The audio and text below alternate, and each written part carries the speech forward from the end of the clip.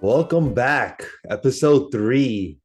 This is Kevin here live with you, and Kenny with the fresh haircut, looking smooth. Kenny, nice background, man. Thank you. I got the big four, like I was telling you before we Yeah, started. I don't know. I mean, quickly's in the bench, but okay, I guess. I couldn't get a Well, picture of Brunson included in there, unfortunately. it'll come out soon. It Don't will. worry about that. It'll come out soon. So let's get started tonight. We're gonna have Knicks talk today, Tuesday. You know how it is Tuesday. Jump on Tuesdays when you know it's good. It's for the Knicks. Topic number one, just like we just talked about, our boy Brunson. What do you think, Kenny? Talk to me. Talk to me about Brunson, our big offseason pickup. That's really the only pickup that we did besides Hartstein. Um, I like it. I think Brunson has a dog in him. Kind of reminds me of a lesser man, Kyle Lowry. Okay. Um, can shoot the ball, attacks the rim, you know, decent playmaker. And I think what the Knicks were more um I wouldn't say surprised, but what they really liked of what they saw was how he played during the playoffs, right? He averaged about like 22 points, 4 assists in the playoffs. Anytime Luka did not play, he really, really stepped up. So I think, he's shown flashes that perhaps maybe he can do that on a regular basis, right? Um, he is his dad played for New York. His dad is an assistant coach.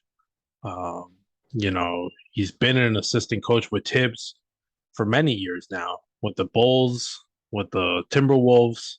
So I think, Brunson's going to get a lot of love with the Knicks fans. And, he'll have some games where I think he'll struggle here and there, but I think overall he's going to do well. He's going to help open up the court, for not only Randall but RJ. That's the main priority, right? Is you want to keep developing RJ, hope that he becomes that potential superstar that people want to see.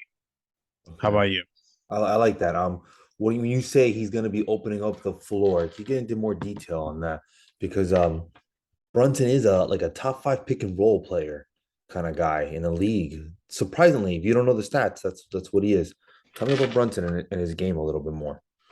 Right. So he's gonna excel in that pick and roll game, which I think Randall is excellent at. When he was with the Pelicans, that's what, made him very successful was that pick and roll game. So he's gonna do really well, and hopefully, as long as Randall kind of takes the back seat as the number 2 or 3 guy, he's going to be able to distribute and also score the ball. So by op- by setting up guys, I mean that you're not going to be so dependent on Randall and RJ having to do it all, right? Mhm. Um, we saw with Randall last year, he really struggled, right? When his shot was not going in, he really struggled scoring effectively. So I think Brunson's going to take a lot of that load off. It's going to help RJ kind of hit the corner threes and get improve on that. And also, cut to the basket. Um, and then, I guess it depends on who the number 2 is, which we're all hoping is going to be Grimes. I think Grimes will be a successful 3 and D guy. That I think he is. You can't prove me Right, otherwise. I'm in the Grimes hive. If you ask me, it's a fact. It's gonna happen. Until I see something else, to me, it's gonna happen. I want to read you a little list that I made up, and the fans are gonna be like, "Oh snap, he's taking it back." Stupid phone won't work with me. Here we go. All right, here we go. Ready? Raymond Felton, Jeremy Lin, Jose Calderon, Langston Galloway, Chris Duhon, Derrick Rose, Jared Jack, Emmanuel Mudiay, Alfred Payton, Kemba Walker, and now finally, it seems like we got a more than a 2-year point guard in Jalen Brunson. It's that those some of those names are scary. Some of them are Yeah, scary. You're just listening. Jared, Jack, Jose, Caller. Ouch. We've been through some tough times. I always say, you want to see a real fan of sports? Go see a Knicks fan. He's been through nothing but rough times, a couple of years here and there. But I think Brunson is the key to our success this year. Whether we get Donovan Mitchell or not, I still see a positive jump this year.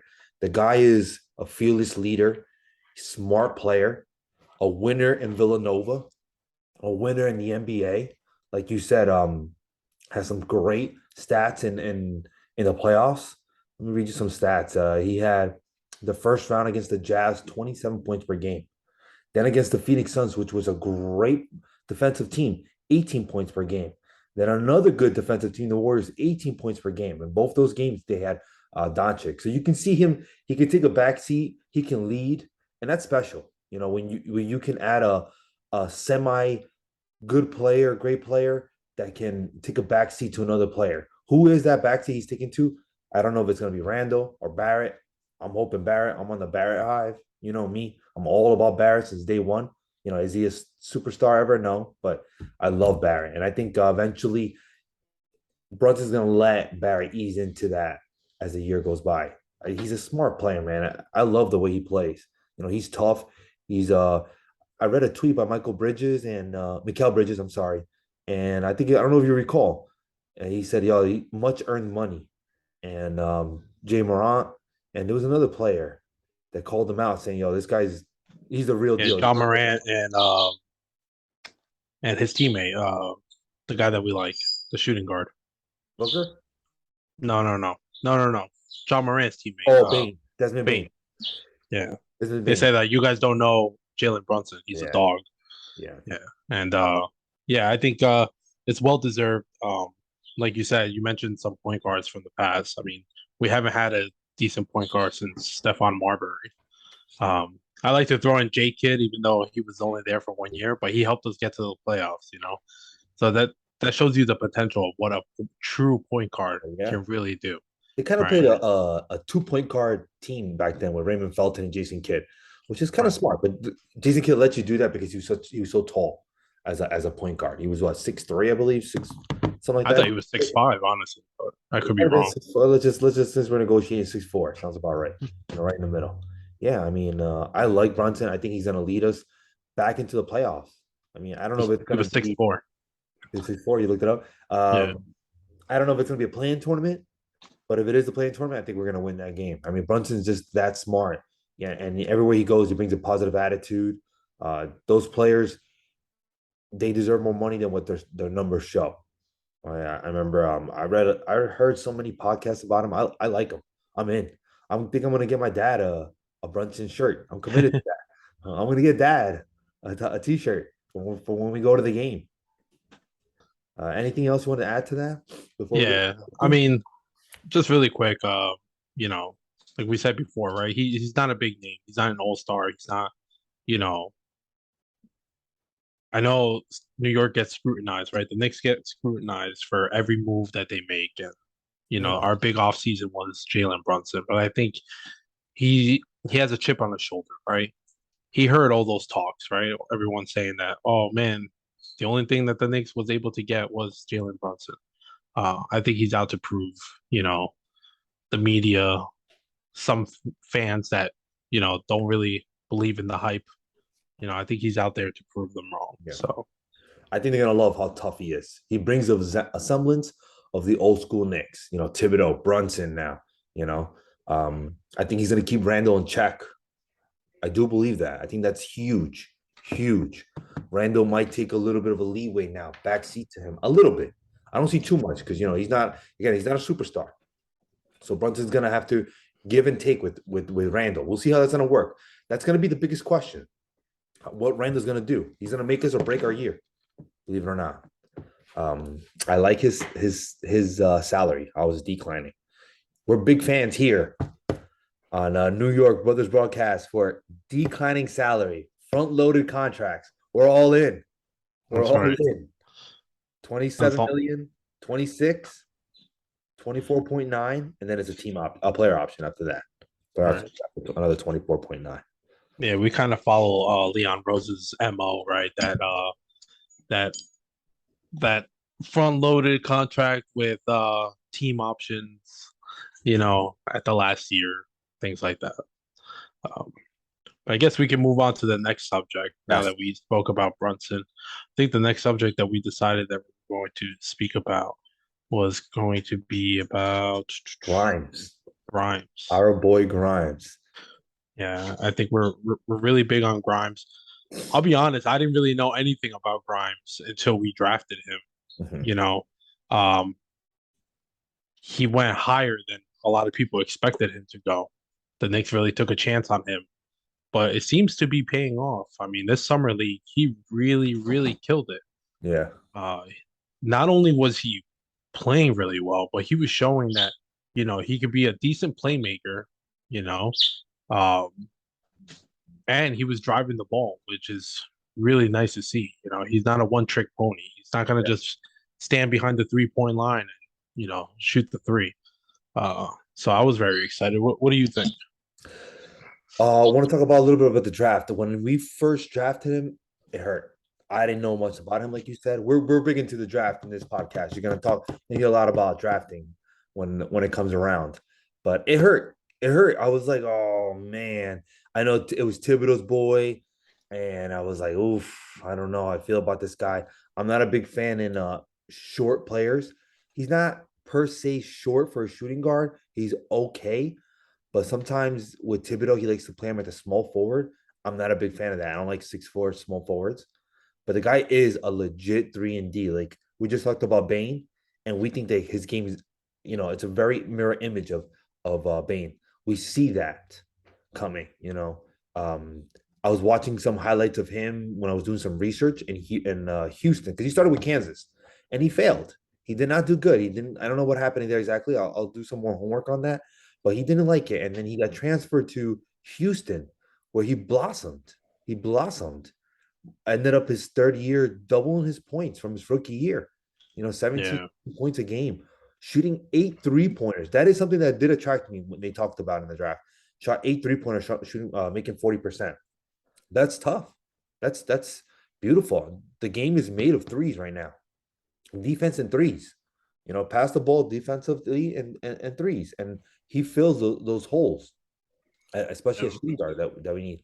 Now, we've talked about this before. Tell me why you do not think Grimes is going to be a starter. Um, the only reason why I would say he's not going to be a starter is because Fournier just has the experience, right? He's a seasoned vet, guy who can shoot the three. He's not a great defender. He's not really a good defender either, but he can hold his own, when it's Here and a there. Here decent and there. matchup, right? You're not going to go up against, uh, a star shooting guard and Not expect guarding Fournier to Beal. cover it. You're not Yeah. going to cover, you're not even going to cover, I would say, yeah, it's gonna be tough. It You're gonna have RJ on most assignments, um, but which is fine. Um, and I think Tibbs really loves that veteran leadership. He really loves that veteran experience. crosses it. Yeah. So I think he is going to um, start with Fournier until Grimes kind of matures during the season. And I think Grimes, if you start him too soon, right, early in the season, he's going to try to do too much, right, to kind of overcompensate. Um, and that's where it's going to lead to turnovers, bad shots, things like that. So I think, you kind of slowly get him into it, gradually add more minutes. So But to, gun to the head, putting the $500 in. First game of the season. Who is starting at shooting guard for the New York Knicks? Evan Fournier, This is, guaranteed. this is I'm gonna do the recorded. We're Charles gonna come back Barkley. to this on game one. Guaranteed. I'm hoping that we make it to game one. I really would like to go to the game one. But I'm going to go with Grimes. I'm sticking with my gut. I hope I'm right. I hope you're wrong. I hope I get to shove it in your face and say I No, told I you think so. I think the lineup will be Brunson, Fournier, RJ, Randall, and Mitchell. And then backup will be Rose, Quickly, Grimes, Oh, Toppin, and Hartstein will be the backup center. Um, but speaking about Quentin Grimes really quick, I know that you mentioned the Jayhawks when he played with Kansas. The reason why he didn't do well was because he actually came in as a point guard. did. And there was another point guard in Kansas. I don't recall his name because he became, really a nobody. I don't want to say a nobody because the guy did well in college, but he never got drafted. Um, didn't really become an NBA player. But there was somebody else better in Kansas, so they The name? switched Grimes. I don't remember the name, but they switched Grimes to that two spot, Okay. and he had to acclimate, right? How to play without the ball, things like that. So they didn't really use him well, and once he moved to Houston, that's when he really got to you know, really develop his game as a two guard, still using the point guard skills as well. So, he was a high recruit too out of high school. Yeah, he was eighth. Do you know Hmm. which who was in that recruit? No, RJ Barrett. Zion uh, Williamson. Cam Reddish. He was eighth. He was eighth on ESPN Top 100 high schools going into college. He was eighth. I was very impressed. Could yeah, not believe it. And you see the talent, man. You watch the games. If you're a close Knicks fan, you see the talent. I mean, when he first started with the Knicks, my boy Joe said this guy just wants to shoot threes. And you're right, he loves shooting threes. He's in love with the three ball. And I was watching some videos of him in Houston. He's a lot of step back jumpers. So, he was that's a tough shot to make, and he was making it. But he's developed, like you said before, he's developing his game. He's shown the summer league. They wanted him to work on that, create a little bit. He has a little bit of creation. I mean, he was a point guard in high school, so there's something in there. It's in there somewhere. I think eventually he's gonna work himself. You heard it from Kevin Pinedo first as an untouchable one day into the Knicks. They will I not. I hope don't so. think they're gonna trade him for Donovan Mitchell, and I think they're gonna solely keep him as an untouchable. He practices hard, and Thibodeau loves that. He's Thibodeau's kind of guy, you know, Yeah, tough nose, defensive, in the gym type player. It's reminds me of Barrett, but Barrett doesn't have the jump shot.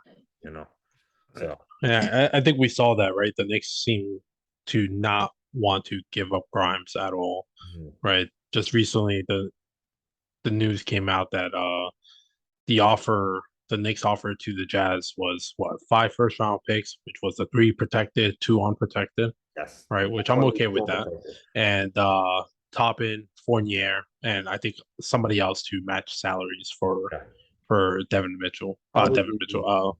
Donovan Mitchell. Donovan Mitchell. Probably Rose. I would say they're gonna say matching salaries, either Cam Reddish or Rose. No, it's got to be someone like Cam Reddish. If they didn't name You're a right. player, it's got to be someone like Cam Reddish, McBride. A very low end, player that's just not making that much money. Um, but I think with Fournier, they're pretty much at that scale where they can trade pretty evenly. Because Donovan Donovan Mitchell, I Mitchell think makes he's 30. making about 30 million, Yeah, and and Mitchell 18. and Fournier is making about 20, Yeah, 18. 20, Oh, I thought he was around making there. 20. Let's just say 19. Yeah, around there. Right, So with Obi Toppin making 5'6", that's 25, and that pretty much does it. Maybe McBride, and then it's an extra right. month or two, and that's it. That makes the money work. Makes sense. You know. I like McBride. I wouldn't want to see him leave. I don't want to see Yeah, anybody leave, collateral honestly. that collateral. Somebody's Yeah, got to go, and I don't know. Like we'll talk about McBride maybe in the next topic, but I don't know if he is going to ever get minutes in this I team. agree. You got Brunson now, you got Quickly, and you still got Rose this year. So Right. where's the minutes gonna come? I know he could play a little bit of shooting guard, but I don't Very know. undersized. Yes, And if you bring Donovan Mitchell, I mean, he's never going to see the court, yeah, So, exactly. And the way Thibodeau likes to play 30 minutes plus, his favorite players, forget about it. exactly. Anything else you want to add with Quinn Grimes? No, I'm good with Quentin.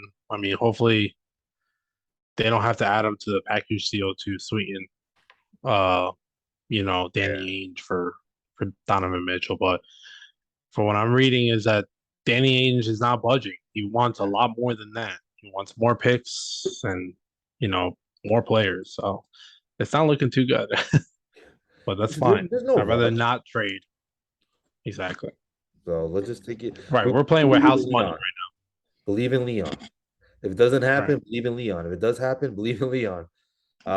Let's go to the next topic and let's start ranking those assets. Okay. We're ready for a big trade. It seems like we made what do we have, the 11th pick? And we traded for 3 first round picks. We flipped one of those picks for another pick. It was a Nuggets pick, and we flipped it for Milwaukee's pick. So we have three plus the Mavs, four that are not ours. Plus we have every single one of ours. Not I don't really want to talk about second round picks because they're like it's not really important. Only Jose likes, but they're not really that important to be honest with you. And I don't really want to get into Julius Randle because there's I don't know if he is a positive or negative asset, and we're not going to include Mitchell Robinson either. But start listening to me. List to me the biggest asset we have. Kind I of. mean, the biggest asset, like right, the untouchable would be RJ. I Right. agree. That's the one guy that you don't. He's only 21, about to be 22, I think, Give or take. years old. I mean, What's with that article? You heard of that article that came out? I mean, you posted it up too. That article about Thibodeau liking Grimes over Barry. You believe it or no? yeah, I don't know. There is not much like backup. I've been trying to find more to see how true that is.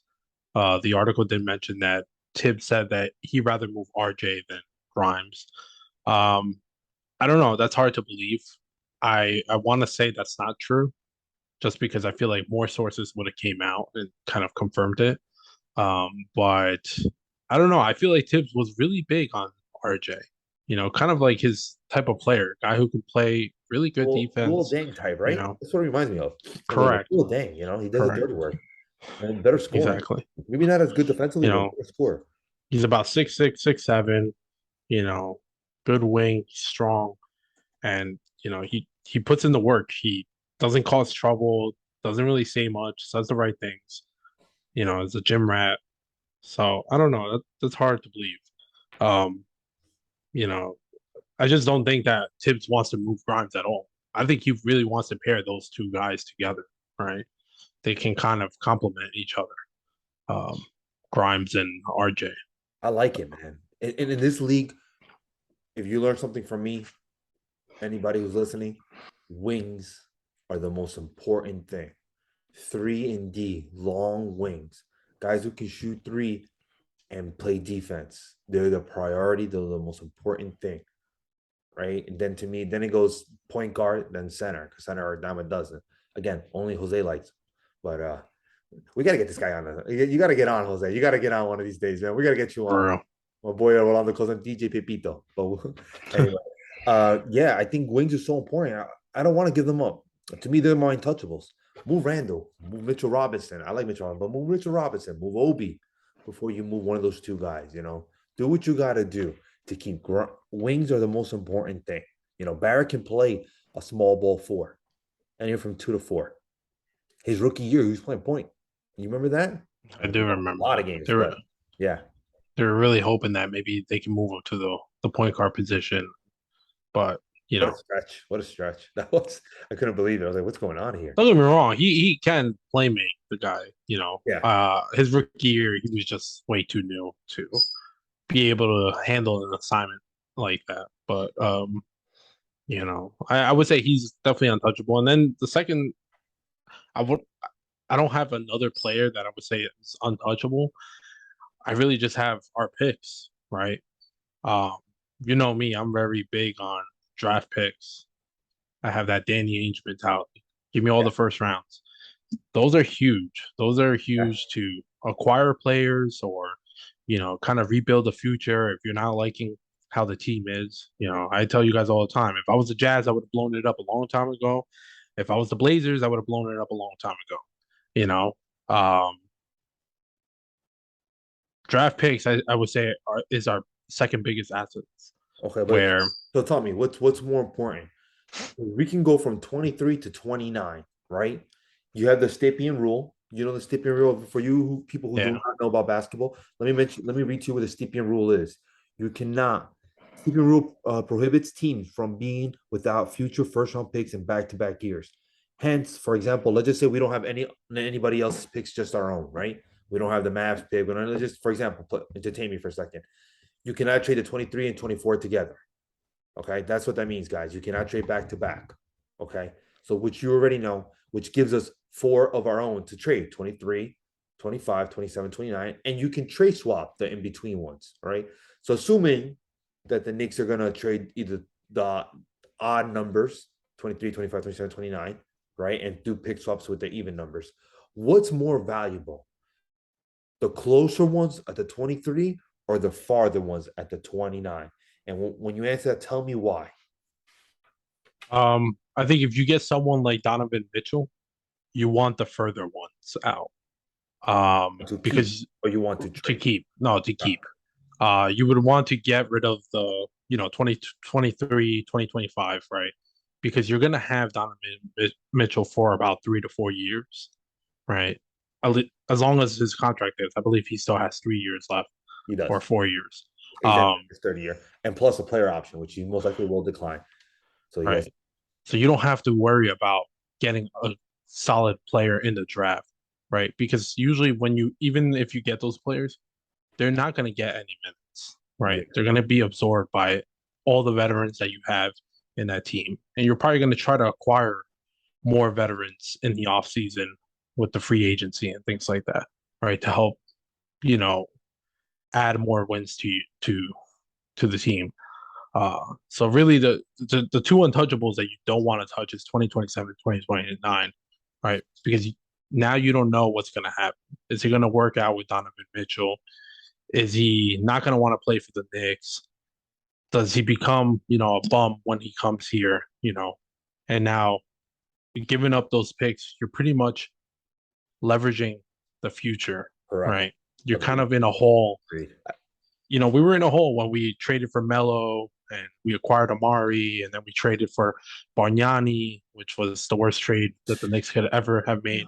We were in the hole for a good like 6, 7 years Yeah. where, we didn't really have any first round picks. And, any first round picks that we had was like really, really high. And it was horrible. It was the Yeah. dark days of the Knicks. Yeah. So I I agree with don't that. want to repeat that.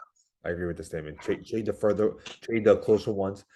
Um, it is a little bit of a double-edged sword. This draft we've been waiting for a long time. It's supposed to be the next LeBron draft, that 2003, the next Kate Cunningham draft, the next Zion Williamson draft. It's supposed to be this big draft. So if Leon Rose can find a way to keep one draft pick, I would appreciate it. I would appreciate it because I want to be in that draft. It's gonna be a fun draft, and the conversation is gonna be different during the year when we talk about it. Because we have potentially four. We are not. I don't think anybody believes that the Pistons in any way are gonna make the playoffs. So potentially three. It depends on what the Wizards are gonna do. I think it's top 18 protected, so they got to come within a top 12 of the NBA. Most likely it will not, because even if they become the eighth seed in the East, that still might not get you there. That'll be top 16. So most It, likely the Wizards. So we're gonna have the Mavs and the Knicks own pick as of right now, if it's not traded. One thing that I found very interesting was, do you try to get the Mavs to unprotect their pick? Um, I guess it is protected. I thought it was unprotected. It's top 10 protected this year, and then if they end up top 10 and they keep it, it's top protected next year, and then top protected again next year, and then in 2025 it's top 10 protected. If not, it turns into a second round pick in 25 if they don't. Right. So regardless, one of those years it's going to, That's become a yeah, first round. yeah. That's a good But point to bring up. Go ahead. I was, reading and listening that, do you try to get the Mavs to unprotect their pick by giving somebody like Evan Fournier, right? Um, we already own that pick, the rights of that pick, pretty much because they're gonna be, a top team of the West with Luka Doncic. So, do you try to unprotect that pick and sweeten the deal to Danny Ainge, right, for Donovan Mitchell? I thought that was pretty interesting. Um, you know, to think about. That's another draft pick that they can have. Even though it's going to be a high draft pick, right? It's going to probably be at least from the 17, 18 range up to the high 20s, you know, um, still a first round in a deep, deep draft class for the Utah Jazz. I don't think the Mavs are interested in any way on Fournier, or else they would have done something easily. Because I think I heard the Knicks weren't offering that. Leon Rose was offering Fournier straight up for Brunson to try to make a deal. He's trying to get money off the books. Leon Rose is a smart man. But I don't think Mavs wanted to do that because they have a lot of salary cap for next year. So they're trying to get a big player, big name next year. Uh, so the thing is, who benefits from us taking out that top 10 protection? Do the Mavs or do the Knicks? If the Mavs do it, all of a sudden now they can trade the 25 and the 27 and the 29th pick. Because right now they cannot trade the 25. They can only trade the 27 and 29 because of all those protections. So it does benefit the Mavs too for them to take out that top 10. If you're 100% sure you're not going to be a top 10 team, I mean, one of the worst top 10 teams, then you call the Knicks. But at that point, you have to offer the Knicks something, a second round pick. You're not going to get another first round pick. All right. Don't get wishful hoping. Now, also, do the Knicks want to give too much to the Mavs in order to get that pick unprotected anymore, right? To become so it can be all unprotected. You don't really want to help the Mavs too much. For example, let's just say they ask, you know what, we'll do it, but give us Fournier and Cam Reddish, and we'll give you back a second round pick, and we're gonna unprotect the pick, which to me, first of all, is too much. But let's just say the Knicks do that. Now you're helping the Dallas pick because to me, I'm not sold on Dallas being a great team. Like last year, they lost Brunson. They lost Brunson. He's the second best player. Can they be a top that 6 to 8 range in the West? If you help them, will that go now to the 3 to 5? I don't really want to help them either. Best case scenario, they end up 11th, right? We keep that pick, and that'll be a lottery pick. That's the best case scenario. Probably won't happen. Luka's gonna come back with a vengeance. Guys, look up his Twitter. My man is in shape, working out. He is ready to win the MVP. Put the money on Doncic. You heard it here first. But anyway, yeah, I I think like that pick this year though. I think the Mavs are kind of in a sticky situation. I mean, Yeah. they do get a lot of money off the books next year. I think about like 20 or 30 million. But, you know, what do you do with that money? There's not really that many potential free agents. You saw LeBron extended, to stay with the Lakers. So like that's pretty much the big name, if I'm not mistaken. I feel like they're Um, gonna go after Kyrie. do you try to go after Kyrie? I mean, with Kyrie, anything is possible, right? He said that he wants to stay with the Nets. He don't know. Do you really want a player like that? Um, do you re-sign, uh, Wood to a multiple year deal? Do you go after someone like Nikola Vucevic? There's not that many great names out there next year that really are gonna help the Mavs Yeah, succeed. You not know, many so stars. so you getting someone like Evan Fournier, even though like yeah, okay, he's not a big name, stuff like that, but do you really rely on Tim Hardaway Jr. to play, decently? It's iffy. You know, They're they're almost the pretty same much. player to me. I was gonna say they're pretty much the same player. I would give the upper hand to Evan Fournier. Yeah, especially if Better he's coming out of shooter. injury, Tim. He has Exactly. one more year left too. So I'd rather have Fournier, but they're almost the same. At that point, just keep Tim and just call it a day. You know, Yeah, and you they're get a pretty much point in guard. a stuck situation where I thought it would be smart if they try to acquire Derrick Rose. I thought they were going to try to acquire Derrick Rose. That's somebody they need to try to replace Brunson. You don't have to play him all the time. You play him once in a while because you have to keep him healthy. And I thought maybe there was something there with Derrick Rose going back, but Thibodeau's he ain't letting go of Derrick Rose. yeah. Surprised you like I, I Josh Gibson. I think if they can't go after Kyrie, I think they're gonna try to go after D'Angelo Russell or Andrew Wiggins. I believe they become free agents next year. Yeah, good call. So that'll be big because Warriors are not gonna be able. Or did they extend Wiggins? I'm not They sure. didn't yet. They didn't yet. Okay, They so didn't yet. they're probably not That gonna team's be able getting to pay crazy them. with all that money. Yeah. So you know, so I think those are the two players that they're gonna try to go after. You know, they're gonna want Wiggins first over D'Angelo. They don't need another point guard, but Middleton's available if you opts out. right. But I think he's gonna stay. Me too. I think even if he opts out, he's not gonna get as much money as he could potentially think he can get. But it's you never know, right? I Yeah. mean, but Jeremy Grant available. If they don't I resign, think if they don't I resign, think he stays with the Blazers. and it's their boys and stuff. That was Yeah. all premeditated. That if you're gonna hit us for something, hit them too. But you got to hit everybody because everybody signs within Everybody the does first like 2-3 minutes of free agency. joke. So They'll do their thing. I wasn't mad when the Bulls got Lonzo Ball or Kyle Lowry went to the Heat. I was like, all right, it is what it is. We got beat. I wanted one of them because we needed a point guard, and we got beaten.